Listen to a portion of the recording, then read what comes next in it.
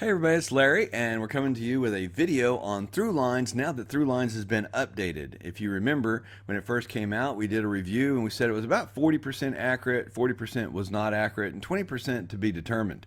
That 20% later turning out to be inaccurate, so it was about 40% accurate and 60% it wasn't. And has that changed now that they've made the change to use our trees information over priority over other people's trees? Well, let's look at it. So we start with the through lines here. We show parents, and of course, unless a sibling's tested, you don't really expect to see, something here. Whether your half siblings or full siblings have tested. So I'm gonna skip over the parents level and go right straight to the grandparents. And we start with 4 grandparents at the grandparent level. And so what we see here, I had 4 parents, and all 4 of them showed up. Whoops, little technical issue there. So all 4 showed up. So 100% showed up, and one had 1 match, and the other had 4 matches. Now, what's interesting is these are the spouses, and so Clarence and Dolly. So one, had 4, one had 1. Well, in this case, there's nothing missing because there was a remarriage. And so I have a column that says missing. So there's not 3 missing here, but later on it is. And so I started looking for this early on to keep track of that too. And so that's going to be one of the stats that we look at. So that's what it looked like at the grandparents. It looked to be 100% right, but there wasn't a whole lot there. So when we go to the grandparent level, we expect to see a little more. There was 8 of them, and 8 of them showed up. It's 100% of them showed up.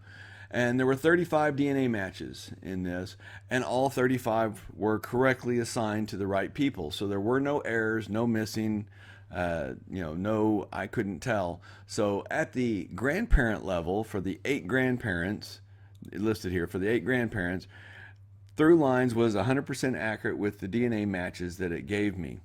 So when we went on down to the second great grandparent level, what we found was there were 16, and all 16 showed up, so that's good. And some of that's because I have them in my tree. Well, actually, in this case, all of them were because I have it in my tree. But if you don't have it in the tree, I kept that because some people don't have all of that information. So it's interesting to find out how much ThroughLines actually brings in. So with that, it brought in 16 out of 16, and there were 101 DNA matches, and 101 were correct. That is pretty outstanding.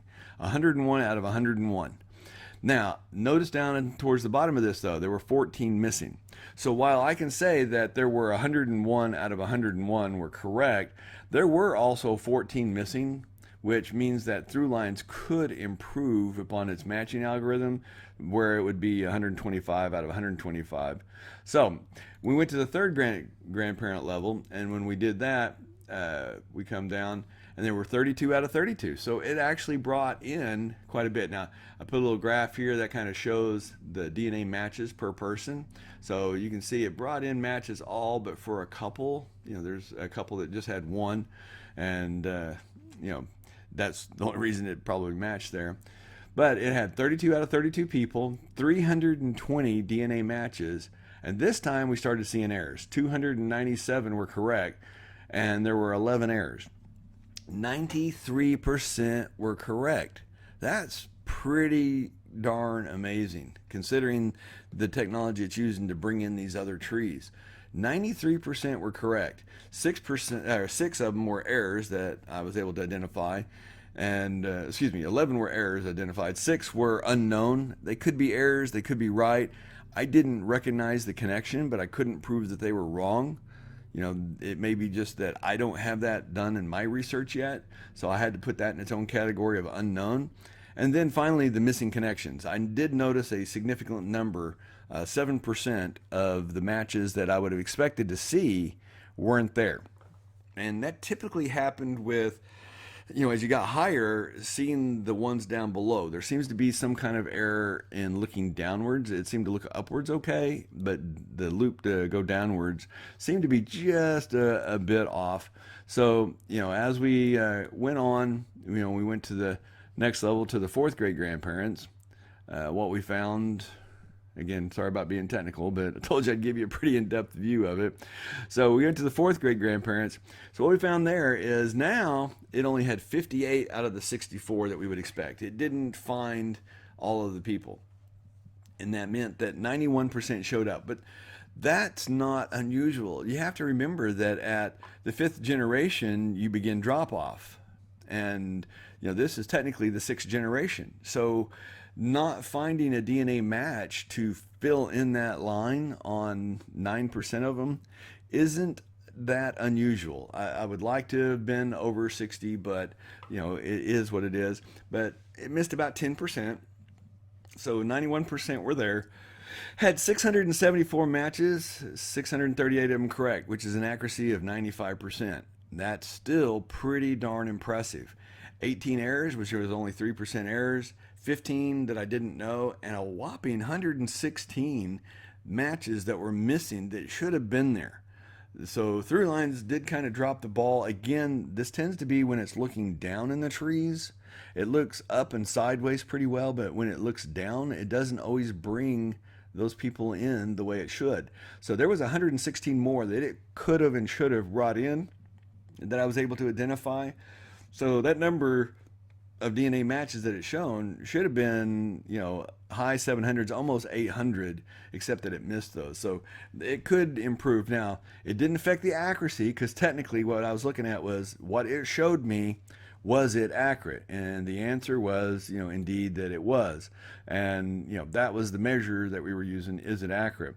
So as we come on over here and we look, at the fifth great grandparents, the results that we got there, well, still pretty darn good. So as you see here, it brought in 91 out of 128, 71% of the matches. And again, for the same reason, a DNA drop-off, this is actually to be expected. You're not going to find DNA matches with everybody, so it can't bring them in. It had 1,440 DNA matches. Of that, 98% were correct.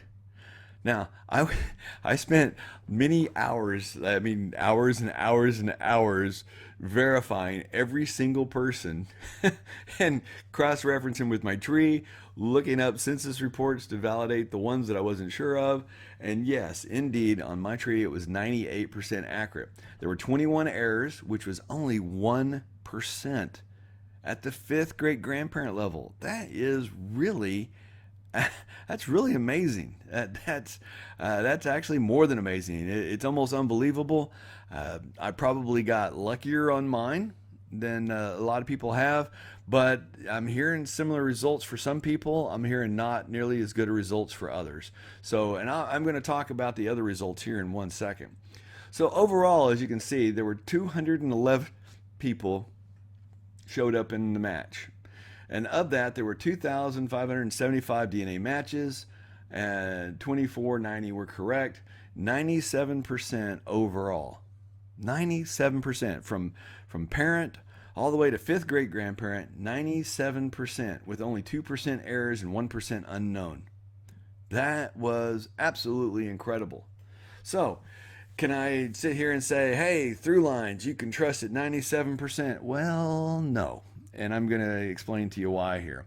Now, I had my mother's is Linda Perryman, but her maiden name was Wright. She was adopted by the Wright family, and there happened to be a lady in my tree named Linda Wright.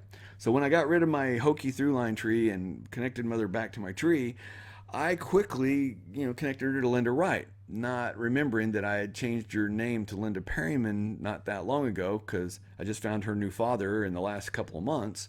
Literally. And so it slipped my mind. So I connected her with this Linda Wright, who happened to be born about the same time, ironically, as my mother.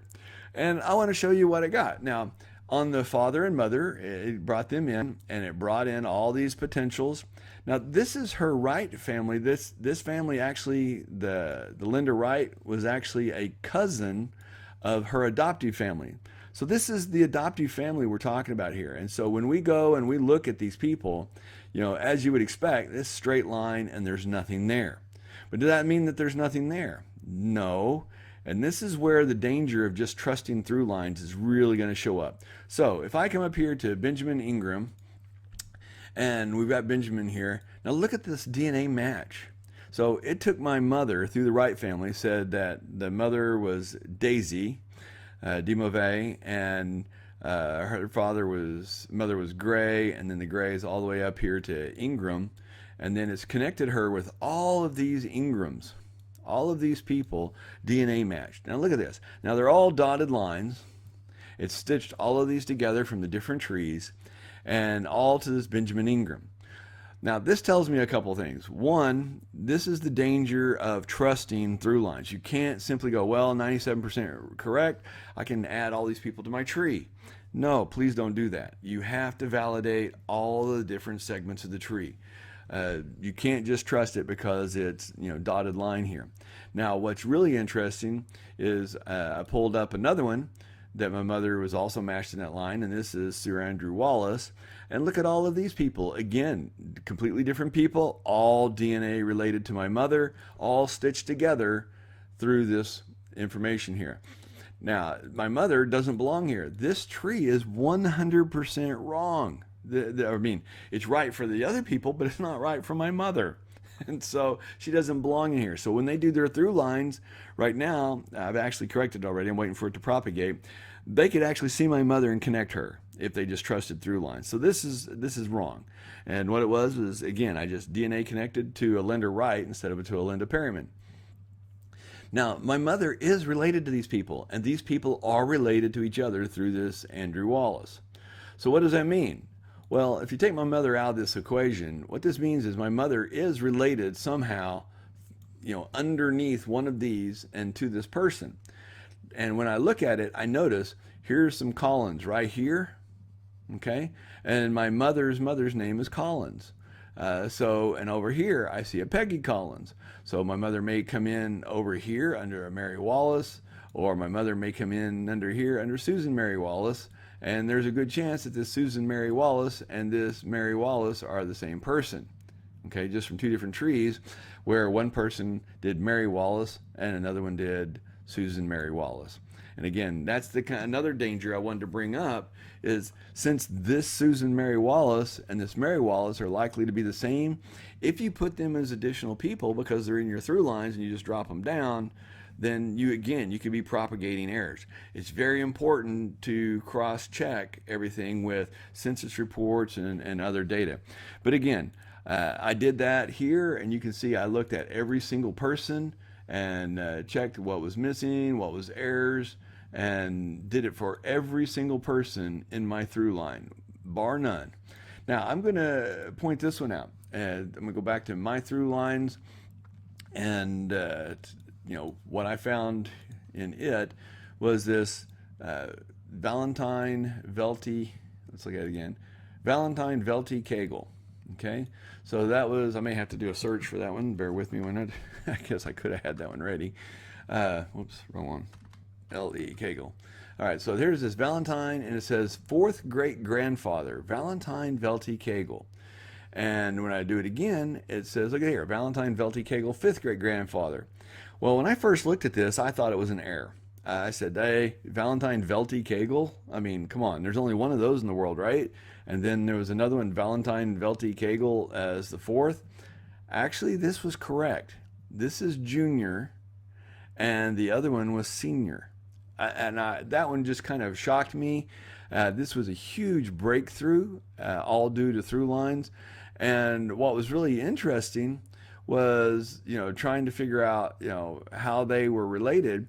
Well, right here, see that there's Peggy C. I didn't know who Peggy C was, the name. In the census reports, it had Peggy C. Gann. And so I knew her last name wasn't Gann, but C was a clue. So I left C there just so I could maybe one day find the clue. Turns out C is for Kegel. I hadn't expected that. I mean, I actually have some Kegels in another part of the line that come under my McFarlanes, but this is a line of Kegels right here with a junior and a senior. And the only reason that I even found those was because of ThrouLines. So not only did I find the solution for Peggy C and her family name being Kegel, but I was able to break through and find her father's name and her grandfather's name as a result of the ThrouLines. So yeah, I will tell you that initially I had this one marked as an error, but when I started double checking it, I found out that it was right. And I found the daughter Peggy for Valentine Velty Kegel. I was just really, really shocked. And so, ThrouLines, I've got to give it an A+. and I hope you do too. I hope it works out this way for you. But remember, if you don't connect it right, or if you have bad nodes in your tree, you could get something like this. Again, this is my current through lines for my mother, and it is incorrect because I hooked Linda Perryman up to a Linda Wright, and it brought in all these people. Now, it does help me say, okay, well, look, all these people that I might not have seen under Benjamin Ingram or may not have known, I get to see them from another perspective, or under Andrew Wallace. But I know that she's going to come in probably through the Collins line, this Collins line, and I think that this Mary Wallace and this Suzanne Mary Wallace, I think they're going to be the same. I know we've talked about it in the comments. I think an also known as field would be a really good addition, because we have people whose name are Elizabeth, and they have Liz or Lizzie or Betty or Bet or Bets, or they have all sorts of other names that they were called. And having that in there, because some people put it in one way, some people put it in another, this really helps. And so that way you can say, okay, if their first name is this or that, then you might look to combine them. Anyway, that's the rendition of ThrouLines. That's the stats of it. As you can see, I'll scroll on down here at the bottom so you can kind of see the final stats once again. 97% accuracy on mine, 2% errors, 1% unknown, with 7% missing that should have been there. So even though it's 97% accurate, they could raise that accuracy percentage another point by bringing in the 7% that should have been there that didn't show up. I hope you've enjoyed the video. If you did, give it a thumbs up, click the subscription, do the bell notification, and as always, wait, I know you're waiting for me to do the drawing. You waited this whole time for me to do it. All right, so we'll get to the part where you really cared about, because man, Larry, that was long, it was statistical, it was boring, and we really want to get to the real part of the drawing. So all right, well, I've got that. I have it on another clip, and so we'll just get right to that, add it to this one, and so up comes the drawing. Here we go. This is for the DNA Ancestry DNA kit. The winner of the DNA Ancestry DNA kit is Everett's Watercolors. Everett has a small channel. It looks like 147 subscribers. He subscribed 3 weeks ago, probably watched one video, subscribed, and doesn't even remember doing it. Hopefully more than that. Hopefully you're watching regularly, Everett. Anyway, I'll be sending you an email here in a few minutes after I edit this video together so I can get it out on time. Congratulations to you, and thanks to all of you who have subscribed. Again, congratulations to Everett's Watercolors. You have won the Ancestry DNA kit. Everett, if you're watching this, congratulations, and to the rest of you, thank you very much.